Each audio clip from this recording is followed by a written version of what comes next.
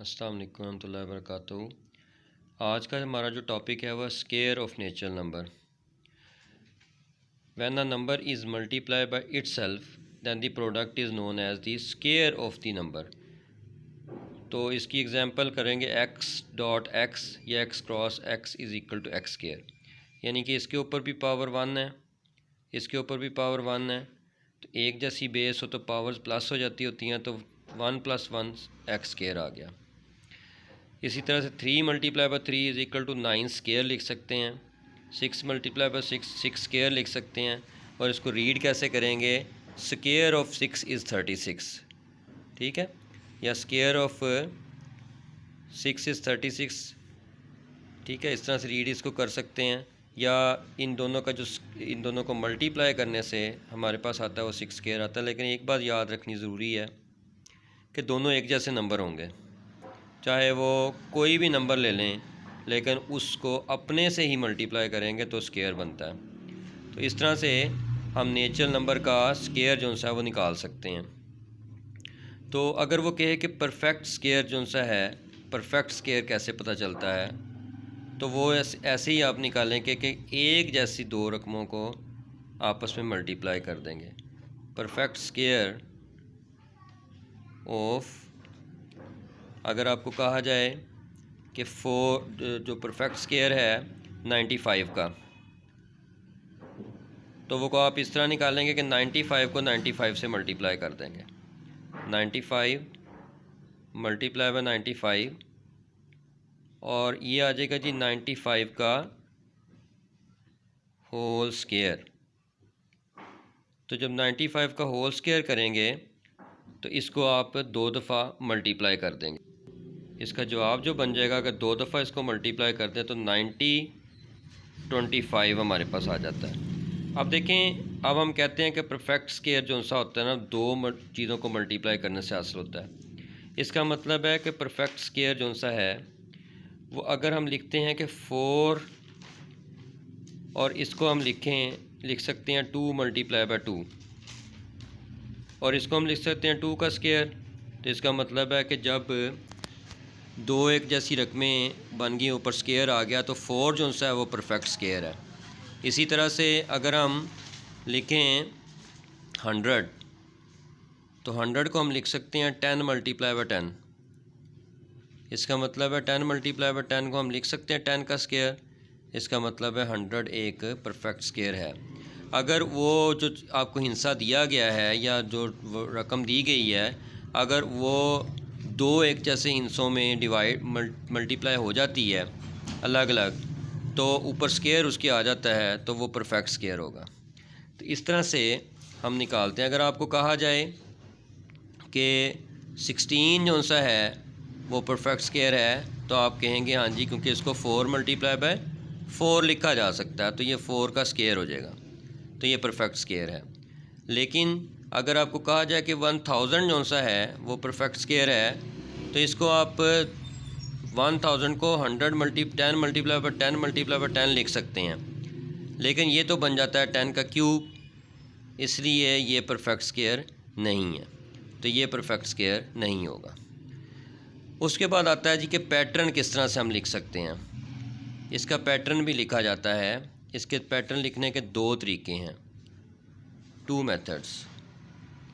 एक मेथड इस तरह से है कि अगर आपको कहा जाए कि 6 का स्केयर है, तो इसका पैटर्न लिखें, तो आप कुछ इस तरह से लिखेंगे कि दरमियान में आप 6 डाल देंगे, इधर भी आप प्लस डाल देंगे, इधर भी प्लस डाल देंगे, 5 और 5।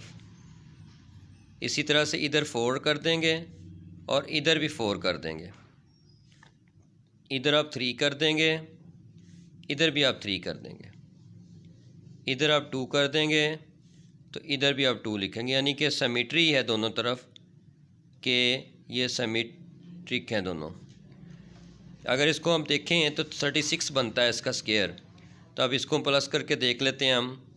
1 + 2 3 हो जाएगा, 3 और 3 9, और 3 और 3 6, 6 + 4 10, 10 + 5 15, 15 में जब 6 प्लस करते हैं 21, 21 में 5 प्लस करें तो 26 हो गया, 26 में 4 प्लस करें तो 30, 33, 35 प्लस 1 36 आपके पास आंसर आ गया। तो इस तरह से हम करेंगे। तो इसका मतलब है कि जो नंबर हमने लेना है, जो नंबर हमें दिया गया होगा, जिस तरह से 9 का स्क्वायर अगर हम ले लेते हैं तो वो 9 जो सा है वो दरमियान में आ जाएगा, ठीक है जी।